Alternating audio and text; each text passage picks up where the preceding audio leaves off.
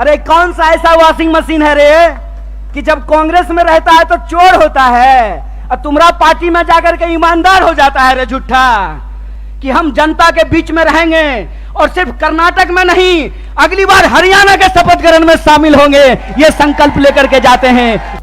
हम दिल्ली से आ रहे थे तो आते हुए ही हमको इस देश के प्रधानमंत्री की बेईमानी की निशानी देखने को मिली। और वो बेईमानी की निशानी क्या है? तो टीकरी बॉर्डर पर बहादुरगढ़ के पास आज भी किसान आंदोलन का वो क्रांतिकारी इतिहास, उसके चिन्ह वहां पे मौजूद हैं कि किस तरीके से इस सरकार ने इस देश के किसानों के साथ बेईमानी की थी। एक बार फिर से आप जानते हैं कि हरियाणा प्रदेश है खिलाड़ियों का। हरियाणा वो प्रदेश है जहां सबसे ज्यादा पदक जीत करके देश के लिए अगर कोई लाते हैं तो वो हरियाणा के छोरे और छोरियां, ये बात हम सब जानते हैं। अगर आप इस देश की फौज को उठा करके देख लें तो सबसे ज्यादा बेल्ट की नौकरी करने वाले नौजवान अगर कहीं पैदा होते हैं तो हरियाणा में पैदा होते हैं। लेकिन अगर आप आज हरियाणा की स्थिति देखें तो इस बेईमान भाजपा सरकार ने हरियाणा को एक जगह और एक नंबर कर दिया है। और वो जगह, जब हम बेरोजगारी की बात करते हैं तो आज हरियाणा बेरोजगारी में भी नंबर 1 हो गया है। ये जो हरियाणा के अंदर हालात पैदा हुए हैं उसके बारे में अगर कहीं से क्रांतिकारी शुरुआत हो सकती है तो वो धरती जींद है। इसीलिए मैं धरती के तमाम माताओं, बहनों, किसान मजदूर भाइयों और नौजवान साथियों से कहता हूं कि इस ऐतिहासिक शुरुआत को आपको करना पड़ेगा। और आपको यह समझना होगा कि आज हम किस परिस्थिति में जाकर के खड़े हैं। आप देश के किसी भी इलाके में जाकर के घूम करके देख लीजिए, हर जगह एक बार फिर से भाजपा का प्रचार शुरू हो गया है। जब मैं रास्ते से आ रहा था, रोहतक के पास मुझे जींद की तरफ मुड़ना था तो एक दीवार पे लिखा हुआ था, फिर एक बार मोदी सरकार। मैंने अपने दोस्त को कहा, भाई गाड़ी रोक, मार्कर से इसके बगल में लिख देता हूं जहां लिखा हुआ है फिर एक बार मोदी सरकार। पहले 15 लाख ला, फिर तेरी सरकार आने की बात होगी। पहले तू हर साल 2 करोड़ नौकरी दे, फिर तेरी सरकार आने की बात होगी। पहले तू किसानों की आमदनी दुगनी कर, फिर तेरी सरकार आने की बात होगी। पहले तू हरियाणा, जिसको बेरोजगारी में तू 1 नंबर बना दिया है, यहां रोजगार में 1 नंबर हरियाणा को बना, फिर तेरी जो है सरकार आने की बात होगी। हमारी सरकार नहीं है हरियाणा में, लेकिन श्रीमान भूपेंद्र हुड्डा साहब जब हरियाणा के मुख्यमंत्री थे, और मैं कहता हूं खाए हुए शरीर को और नहाए हुए शरीर को गवाही देने की जरूरत नहीं होती है। अरे प्रमोद भाई को देख के कोई कह देगा कि खाए पिए परिवार से हैं, कह देगा कि नहीं कह देगा? तो कहते हैं खाए हुए शरीर और नहाए हुए शरीर को गवाही की जरूरत नहीं होती है।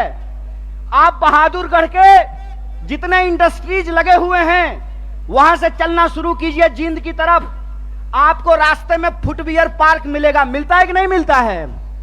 एशियन पेंट की फैक्ट्री मिलती है कि नहीं मिलती है? दोनों तरफ छोटे कल कारखाने मिलते हैं कि नहीं मिलते हैं? ये सब हुड्डा साहब का दिया हुआ है।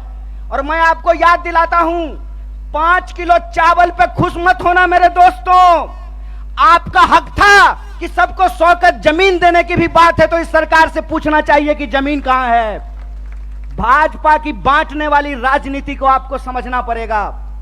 आपको यह समझना पड़ेगा कि भाजपा की राजनीति नफरत पे चलती है, भाजपा की राजनीति बेईमानी पे चलती है, भाजपा की राजनीति लोगों को आपस में लड़ा करके लूटने पे चलती है। दरअसल भाजपा का इतिहास इस देश से गद्दारी का इतिहास है। इस बात को याद रखिएगा, इस बात को याद रखिएगा कि भारतीय राष्ट्रीय कांग्रेस महात्मा गांधी की पार्टी है जो हंसते हंसते अपने सीने पे गोली खा लिए थे। और भाजपा का इतिहास नाथूराम गोडसे का इतिहास है, इस बात को याद रखिएगा। और इसीलिए मैं आपको कहता हूं कि जिस तरीके से अंग्रेज हमारे साथ करते थे, फूट डालो और राज करो, उसी तरह से भाजपा आज कर रही है, फूट डाल रही है और इस देश पर राज कर रही है। मैं आपसे एक सवाल पूछना चाहता हूं, आज 10 साल भाजपा की राजनीति को होने को है, 9 साल देश में भाजपा की राजनीति पूरी हो चुकी है। हरियाणा का चुनाव भी लोकसभा चुनाव के वक्त में होता है, लोकसभा चुनाव के ठीक बाद होता है। आज 9 साल पूरे होने को हैं। मैं सवाल आपसे पूछता हूं और मैं बाहर से आकर के आपको यह बात समझाने वाला नहीं हूं। आपको यह बात अपने सीने पे हाथ रख करके समझना पड़ेगा कि भाजपा यहां आकर के कौन सी राजनीति की शुरुआत की। भाजपा यहां आकर के 35 बिरादरी और 36 बिरादरी करना शुरू किया कि नहीं किया? हाथ उठा करके बताइए, किया कि नहीं किया? किया ना। तो मैं नड्डा से एक सवाल पूछना चाहता हूं, मैं देश के प्रधानमंत्री से एक सवाल पूछना चाहता हूं, मैं जय शाह के पप्पा से एक सवाल पूछना चाहता हूं कि दुष्यंत चौटाला को बगल वाली कुर्सी पर बिठा करके कौन सा 35 बिरादरी 36 बिरादरी कर रहे हो बे? कौन सी 36 बिरादरी 35 बिरादरी कर रहे हो? खेला करते हो? खेला? अरे झूठा, बेईमानी करते हो। मैं आपसे कहता हूं और आप सोच करके इस बात को बताइए, जहां धर्म होगा वहां हिंदू मुसलमान करेंगे, और जहां मुसलमान नहीं होगा वहां 35 बिरादरी 36 बिरादरी करेंगे। यह मन में आप सोचिए और विचार कीजिए। अगर मैं गलत हूं, निकालो रस्सी, लगाओ फांसी पे। अगर तुम गलत हो तो लोकतंत्र में तुम्हारी बेईमानी का भी एक एक हिसाब लिया जाएगा। इस बात को याद रखना, इस बात को याद रखना कि इस देश के अंदर जब लोग न्याय की बात करते हैं, जब लोग अपने हक की बात करते हैं, जब किसानों की आमदनी दोगुनी करने की बात करते हैं, जब नौजवानों को 2 करोड़ नौकरियों की बात करते हैं, महिलाओं के सम्मान की बात करते हैं, इस देश में गरीबी को कम करने की बात करते हैं, तो आप उसको देशद्रोही बोलते हैं। और आपके बंटवारे की राजनीति में अगर कोई शामिल हो जाए, कोई धर्म के आधार पर देश को जो लड़ाने की राजनीति है उसका हिस्सा बन जाए, जो समाज को जात के नाम पे लड़ाने की राजनीति है उसका हिस्सा बन जाए, तो जब बाहर थे तो विरोधी थे और आपके बगल में आकर के बैठ गए तो माला पहनाते हो रे बेईमान। अरे कौन सा ऐसा वॉशिंग मशीन है रे कि जब कांग्रेस में रहता है तो चोर होता है और तुम्हारा पार्टी में जाकर के ईमानदार हो जाता है रे झूठा। देश को ठगते हो, देश को ठग के बेईमानी करते हो। तो हमको एक सवाल का जवाब दीजिए। ये 35 बिरादरी 36 बिरादरी कहते हैं और नारा लगाते हैं सबका साथ सबका विकास। अगर सबका साथ सबका विकास नारा है तो हरियाणा में 35 बिरादरी 36 बिरादरी कौन कर रहा है? भाजपा इस सवाल का जवाब दे। यह सवाल मैं पूछना चाहता हूं और मैं ये सवाल पूछना चाहता हूं कि हरियाणा के इस तरफ पानीपत में, सोनीपत में 35 बिरादरी 36 बिरादरी, यमुना जी के उस पार 35 बिरादरी 36 बिरादरी नहीं। बोलिए सोच करके, यहां वोट चाहिए, वहां वोट नहीं चाहिए, और वहां वोट चाहिए और यहां वोट नहीं चाहिए। नदी पार करते हुए ही बेईमानों का ईमान बदल जाता है। यमुना के पार अलग राजनीति बागपत में, यमुना के इस पार सोनीपत में अलग राजनीति। इस खेल को हरियाणा के लोगों को समझना पड़ेगा, इस खेल को जींद के लोगों को समझना पड़ेगा। और याद रखिएगा, जब जब नींद से उठता है जींद, तब तब आती है हरियाणा में बदलाव और हरियाणा में आती है क्रांति। इसीलिए मैं आपसे आग्रह करने के लिए आया हूं कि आपको समझना पड़ेगा कि देश के भीतर जो सच्चाई है वो हकीकत हमको अपनी आंखों से देखना पड़ेगा। क्या नारा लगाए थे? बहुत हुआ महंगाई का मार, अब की बार मोदी सरकार। तो सिलेंडर 1200 रुपया में इनका चचा बेच रहा है। बताइए, पेट्रोल डीजल 100 रुपया लीटर मिल रहा है। क्या नारा लगाए थे कि हर साल 2 करोड़ नौकरी देंगे। 9 साल हो गया है, अभी टीवी पर प्रचार आएगा 9 साल बेमिसाल। तो मैं देश के नौजवानों से कहता हूं, हरियाणा के नौजवानों से कहता हूं, 9 साल देश बेहाल। पूछो कि 9 साल में 18 करोड़ नौकरी क्यों नहीं है? यह सवाल प्रधानमंत्री से पूछना जाना चाहिए। और आपने कहा था ना कि किसानों की आमदनी हम दुगनी कर देंगे। किसानों को 1 साल तक इस दिल्ली के बॉर्डर पे जाकर के आंदोलन करना पड़ा था। सैकड़ों किसानों को अपनी जान गंवानी पड़ी थी। और ये जिसका जिसका नाम लेते हैं ना, उसके उसके साथ बेईमानी करते हैं। 9 साल दोस्त बेमिसाल, 9 साल देश बेहाल। यह सच्चाई देश के लोगों को समझना पड़ेगा। पहले किसानों को ठगा, फिर जवानों को ठगा। बोलिए, अग्निवीर आया है कि नहीं आया है? आया है ना। तो एमपी बनेगा 4 साल के लिए, आगनी एमपी बनेगा 5 साल के लिए, आगनी बनेगा 4 साल के लिए। बोलिए बेईमानी है कि नहीं है ना? तो आप जींद के लोग हैं ना, कड़कड़ा के बोलिए बेईमान को बेईमान, चोर को चोर बोलिए, बेईमान को बेईमान बोलिए। हमारा लोकतंत्र का अधिकार, ये हमारा ईमान है कि बेईमान को बेईमान बोलेंगे। अगर प्रधानमंत्री 5 साल का हो सकता है तो सिपाही 4 साल के लिए क्यों होगा? अगर एमपी को पेंशन मिल सकता है तो बेल्ट की नौकरी करने वाला कांस्टेबल को पेंशन क्यों नहीं मिलेगा? ये सवाल पूछिए, ये सवाल पूछिए कि अगर प्रधानमंत्री को पेंशन मिल सकता है तो मास्टर साहब को पेंशन क्यों नहीं मिलेगा?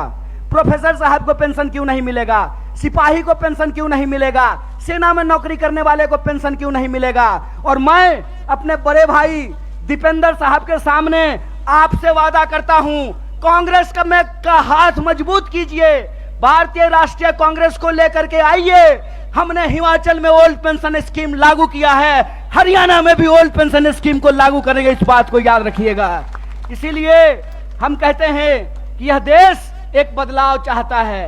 हम मानते हैं कि आपको हमसे कुछ नाराजगी होगी, कई बार माँ बाप को भी अपने बच्चे से नाराजगी हो जाती है, लेकिन माँ बाप अपने बच्चे को उठा करके डस्टबिन में नहीं फेंक देते हैं, क्या माता जी? फेंक देते हैं।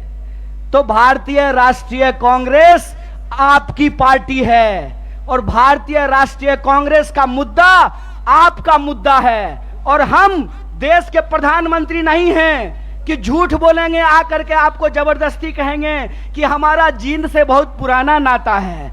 अरे प्रधानमंत्री जी, जींद से आपका पुराना नाता है ना, तो एक और मेडिकल कॉलेज यहाँ खुलवा दीजिए। रास्ता में आते हुए सड़क पे बहुत सारा गड्ढा है, यहाँ के लोगों को इलाज कराने के लिए हिसार जाना पड़ता है, यहाँ के लोगों को इलाज कराने के लिए दिल्ली जाना पड़ता है। अगर आपका नाता है तो जींद के लोगों को ठगना बंद कीजिए, क्योंकि जींद के लोग अगर जाग गए तो जींद हरियाणा की राजनीतिक राजधानी है और हरियाणा में बदलाव से कोई रोक नहीं सकता है। अगर आप परिवर्तन करेंगे तो हमारा वादा है कि हरियाणा को हम बेरोजगारी में नहीं, रोजगार में नंबर 1 बनाएंगे। हम हरियाणा के लोगों को, हरियाणा के नौजवानों को रोजगार से जोड़ेंगे। भारत जोड़ो यात्रा का संदेशा बिल्कुल साफ है।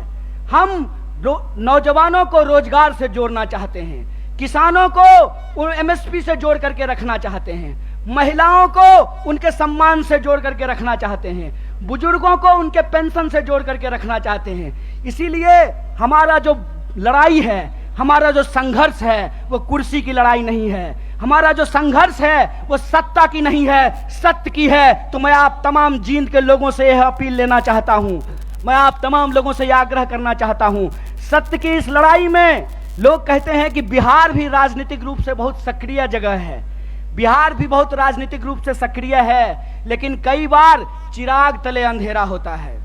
जींद भी हरियाणा का सबसे सक्रिय जिला है, राजनीतिक रूप से सबसे सोचने समझने वाले लोग हैं, लेकिन विकास जितना जींद में होना चाहिए उतना नहीं हो पाया है। तो हम आपसे वादा करते हैं कि चिराग तले अंधेरा नहीं होगा, हर तरफ रोशनी ही रोशनी होगी। और हमारा संघर्ष सत्य के लिए है। सत्य के इस संघर्ष में आप हमारे साथ हैं कि नहीं हैं? सब लोग साथ हैं। तो एक आखिरी बात बोल करके मैं अपनी बात को समाप्त करूंगा।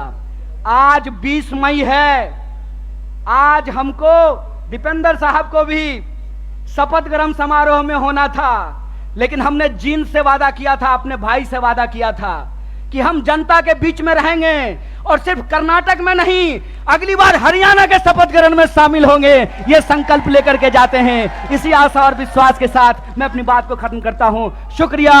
इनकलाब जिंदाबाद। जय हिंद, जय हरियाणा, जय कांग्रेस।